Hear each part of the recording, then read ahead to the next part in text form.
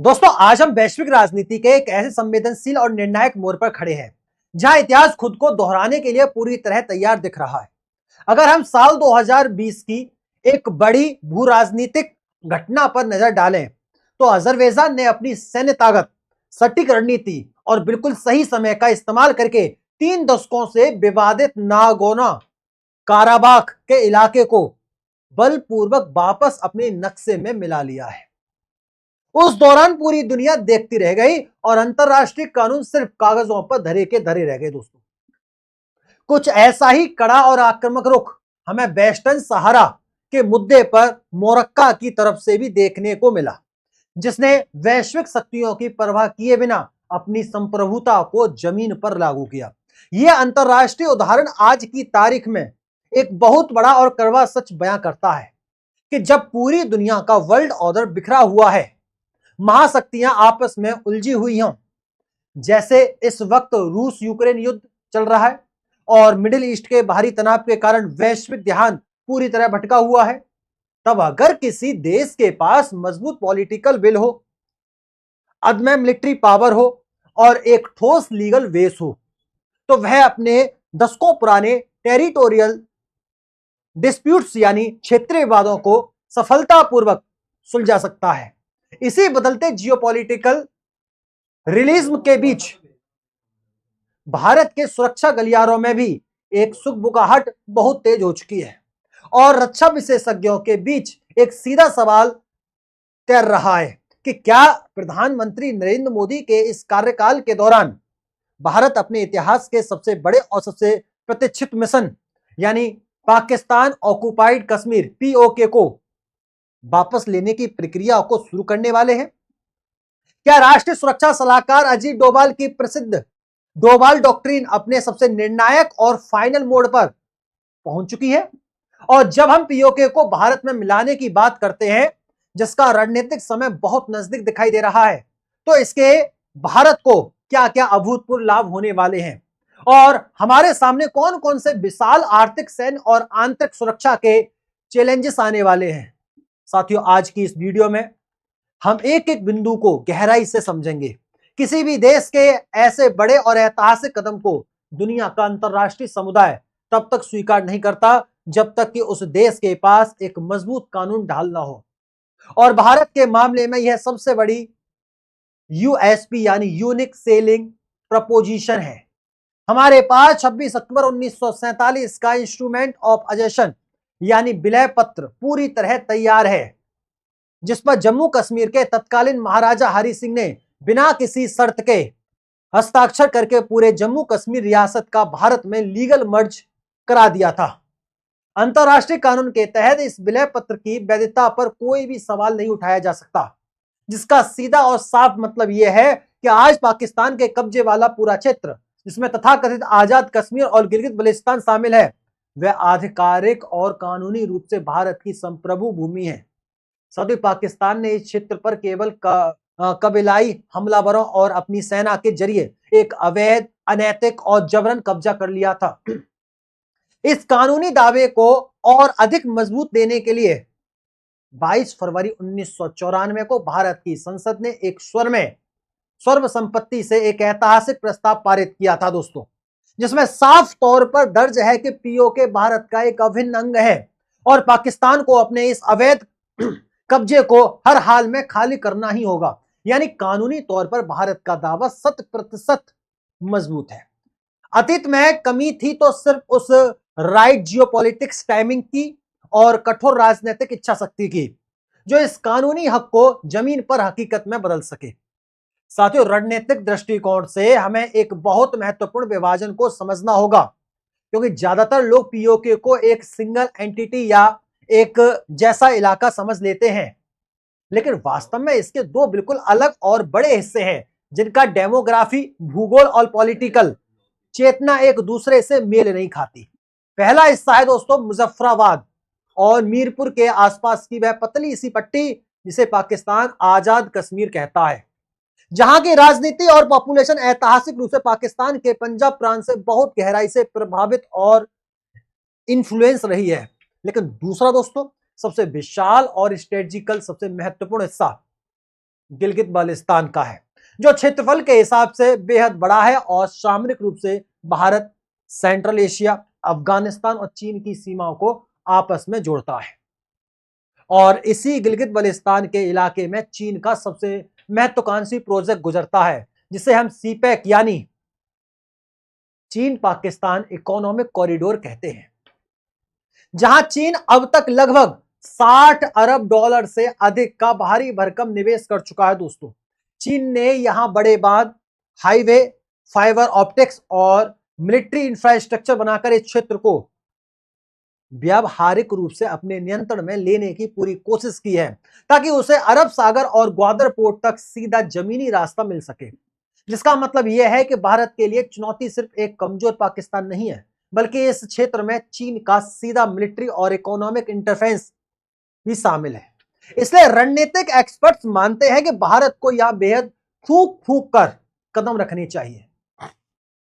यहां प्रवेश होता है राष्ट्रीय सुरक्षा सलाहकार अजीत डोभाल का, कि उस रणनीति का जो हमेशा से एक खास सिद्धांत पर टिकी है, जिसे रक्षा विशेषज्ञ ऑफेंसिव, डिफेंसिव, रियलिज्म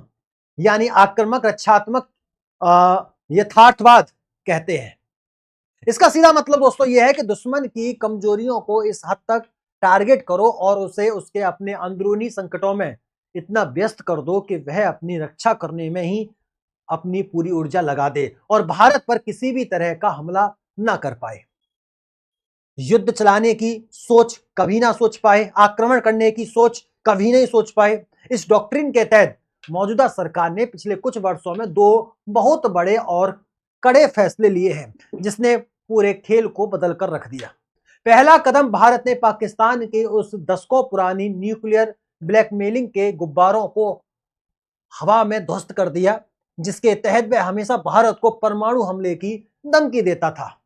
उरी के बाद की गई सर्जिकल स्ट्राइक और पुलवामा हमले के बाद की गई बालाकोट एयर स्ट्राइक ने दुनिया को साफ दिखा दिया कि भारत अब अपनी सुरक्षा के लिए सीमा पार जाकर भी प्रहार कर भी, और पाकिस्तान का न्यूक्लियर थ्रेट सिर्फ एक गीदड़ भभकी है। दूसरा ऐतिहासिक कदम साल 2019 में आर्टिकल 370 का खात्मा होना। भारत ने कश्मीर के इंटरनेशनल और कॉन्स्टिट्यूशनल मुद्दे को हमेशा कागजों के लिए फ्रीज कर दिया और अब भारत का पूरा फोकस अपनी बाहरी सीमाओं पर शिफ्ट हो चुका है, यानी लाइन ऑफ कंट्रोल एलओसी को पार करके अपनी पूरी संप्रभुता को पुनः स्थापित करना। अब यह सवाल उठना स्वाभाविक है कि आखिर वर्तमान समय में ही पीओके को वापस लेने की चर्चा इतनी तेजी से क्यों हो रही है। तो रणनीतिक विश्लेषक इसके पीछे 2 सबसे बड़े और तात्कालिक कारण बताते हैं। पहला कारण है दोस्तों पीओके के भीतर भड़का अभूतपूर्व सिविल वॉर और इंटरनेशनल रिवेलियन, क्योंकि इस समय पीओके और विशेषकर गिलगित बल्टिस्तान के लोग बुनियादी जरूरतों जैसे आटा, गेहूं और बिजली के आसमान छूते बिलों को लेकर सड़कों पर उतर चुके हैं। वहां ज्वाइंट अवामी एक्शन कमेटी के बैनर तले जनता का आंदोलन अपने चरम पर है और पाकिस्तान की सरकार व वहां की सेना इस विद्रोह को दबाने के लिए क्रूर बल प्रयोग कर रही है, लाठीचार्ज और मानवाधिकारों का हनन कर रही है, जिसके कारण वहां गृहयुद्ध जैसे हालात पैदा हो चुके हैं और वहां के लोकल लोग अब खुलकर पाकिस्तान विरोधी नारे लगाते हुए भारत की तरफ एक उम्मीद से देख रहे हैं। भारत के लिए यह सबसे अनुकूल समय इसलिए भी है क्योंकि बिना कोई बड़ी सैन्य कार्रवाई किए भी वहां की जनता खुद पाकिस्तान के चुंगल से आजाद होना चाहती है। और दूसरा कारण है दोस्तों भारत का अभूतपूर्व राजनीतिक अस्तित्व और पाकिस्तान का पूर्ण पतन। पाकिस्तान इस समय अपने इतिहास के सबसे बुरे आर्थिक संकट, दिवालियापन और पॉलिटिकल इंस्टेबिलिटी से गुजर रहा है। उसकी सेना का मनोबल आंतरिक राजनीतिक खींचतान के कारण पूरी तरह गिरा हुआ है, जबकि दूसरी तरफ वैश्विक स्तर पर अमेरिका और पश्चिमी देश अपने खुद के संकटों में बुरी तरह उलझे हुए हैं, जिससे रणनीतिक एक्सपर्ट्स मानते हैं दोस्तों कि इतिहास बदलने के लिए ऐसी विंडो ऑफ अपॉर्चुनिटी सदियों में सिर्फ एक बार आती है। लेकिन इस पूरे जोश और उम्मीद के बीच हमें एक बेहद कड़वा वास्तविक और रणनीतिक सवाल खुद से और देश के नीति निर्माताओं से पूछना होगा कि क्या पीओके को वापस पाना भारत के लिए सिर्फ एक बड़ी ऐतिहासिक और इमोशनल जीत होगी, या फिर यह हमारे सामने एक नई और अंतहीन सिरदर्द खड़ा कर देगा। आइए इसके 3 सबसे बड़े फायदे और 3 सबसे बड़ी चुनौतियों को पूरी निष्पक्षता के साथ समझते हैं। साथियों, फायदों की बात करें तो सबसे पहला और सबसे बड़ा लाभ है सामरिक कनेक्टिविटी, यानी स्ट्रेटेजिक कनेक्टिविटी का, क्योंकि पीओके और विशेषकर गिलगित बल्तिस्तान के वापस मिलते ही भारत की सीधी जमीन सीमा अफगानिस्तान और सीधे सेंट्रल एशिया से जुड़ जाएगी। आज हमें इन ऊर्जा समुद्र देशों में व्यापार के लिए ईरान के चाबहार पोर्ट या पाकिस्तान की शर्तों पर निर्भर रहना पड़ता है, जो इस कदम के बाद हमेशा के लिए खत्म हो जाएगा और यह भारत के ग्लोबल ट्रेड के लिए एक बहुत बड़ा गेम चेंजर साबित होता है। दूसरा बड़ा फायदा है दोस्तों चीन के सीपेक प्रोजेक्ट का हमेशा के लिए अंत होना। चीन जो पाकिस्तान के साथ मिलकर भारत को दोनों मोर्चों से घेरने की टू फ्रंट वॉर की साजिश रच रहा है, उसकी रीढ़ की हड्डी टूटी जाएगी, उसकी रीढ़ की हड्डी टूट जाएगी, क्योंकि सीपेक का रूट ब्लॉक होते ही चीन का अरबों खरबों डॉलर का निवेश पानी में मिल जाएगा। भारत को दोनों मोर्चों से घेरने की टू फ्रंट वॉर की साजिश रच रहा है, उसकी रीढ़ की हड्डी टूट जाएगी, क्योंकि सीपेक का रूट ब्लॉक होते ही चीन का अरबों खरबों डॉलर का निवेश पानी में मिल जाएगा और भारत के खिलाफ उसकी रणनीतिक बढ़त हमेशा के लिए कमजोर हो जाएगी। तीसरा फायदा दोस्तों आतंकवाद की फैक्ट्री पर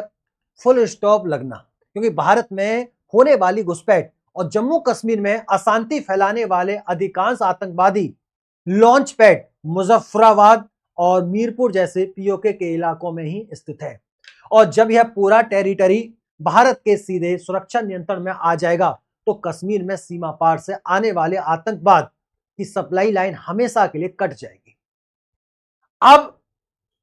सिक्के का दूसरा और चुनौतीपूर्ण पहलू देखिए दोस्तों, जिसके तहत हमारी पहली सबसे बड़ी चुनौती है भारी भरकम आर्थिक बोझ यानी इकोनॉमिक मार। पाकिस्तान ने पिछले 70 से ज्यादा सालों में पीओके और गिलगित बल्तिस्तान में नाम मात्र का भी डेवलपमेंट नहीं किया है। वहां ना तो कोई मॉडर्न इंडस्ट्री है और ना ही बुनियादी इंफ्रास्ट्रक्चर जैसे अस्पताल, स्कूल और अच्छी सड़कें मौजूद हों। दिवालिया हो चुके इस पूरे क्षेत्र को संभालना वहां के लाखों नागरिकों को भारत की आर्थिक मुख्य धारा में लाना, उन्हें भारी सब्सिडी देना और नए सिरे से पूरे इंफ्रास्ट्रक्चर को खड़ा करना भारत की तेजी से बढ़ती अर्थव्यवस्था पर अरबों डॉलर का भारी वित्त बोझ डालेगा, जिससे देश के अन्य विकास कार्यों पर असर पड़ सकता है। दूसरा सबसे बड़ी चुनौती दोस्तों चीन के साथ सीधा सैन्य टकराव, क्योंकि जैसा कि हमने पहले ही चर्चा की कि गिलगित बल्तिस्तान में चीन का बहुत बड़ा स्ट्रेटेजिक और इकोनॉमिक स्टेक जुड़ा हुआ है। अगर भारत अपनी संप्रभुता का दावा करने के लिए कदम आगे बढ़ाता है तो चीन इसे अपने सीपेक प्रोजेक्ट और अपनी साख पर एक सीधा हमला मानेगा और ऐसी स्थिति में भारत का मुकाबला सिर्फ एक लाचार पाकिस्तान से नहीं बल्कि सीधे चीन की पीपल्स लिबरेशन आर्मी यानी पीएलए से भी हो सकता है, जो लद्दाख से लेकर अरुणाचल प्रदेश तक की पूरी वास्तविक नियंत्रण रेखा पर एक बड़े क्षेत्रीय युद्ध को जन्म दे सकती है। तीसरी बड़ी चुनौती दोस्तों आंतरिक सुरक्षा और डेमोग्राफी रिस्क की, क्योंकि पिछले 7 दशकों से पीओके की आबादी के दिमाग में भारत विरोधी प्रोपेगेंडा और कट्टरपंथ घोला गया है। भले ही आज वे आर्थिक तंगी के कारण पाकिस्तान की सेना से तंग आ चुके हैं, लेकिन भारत में शामिल होने के बाद वहां छिपे पाकिस्तानी खुफिया एजेंसी आईएसआई के स्लीपर सेल्स, कट्टरपंथी तत्वों और आतंकी कानूनी व्यवस्थाओं को संभालना हमारी सुरक्षा एजेंसियों के लिए एक अंतहीन और अत्यंत जटिल सिरदर्द बन चुका है। इस प्रकार हम देख सकते हैं कि पीओके की वापसी से भारत को मिलने वाले फायदे जितने विशाल, ऐतिहासिक और गौरवशाली हैं, उसके साथ आने वाले जोखिम और चुनौतियां भी उतनी ही गहरी हैं, वास्तविक और दीर्घकालिक हैं। क्या प्रधानमंत्री नरेंद्र मोदी और अजित डोभाल इतिहास के पन्नों में अपना नाम हमेशा के लिए दर्ज कराने वाले एक अंतिम और निर्णायक कदम की ओर बढ़ रहे हैं, या भारत कूटनीतिक रूप से पाकिस्तान को उसके अपने ही आंतरिक विरोधाभासों से नष्ट होने देने की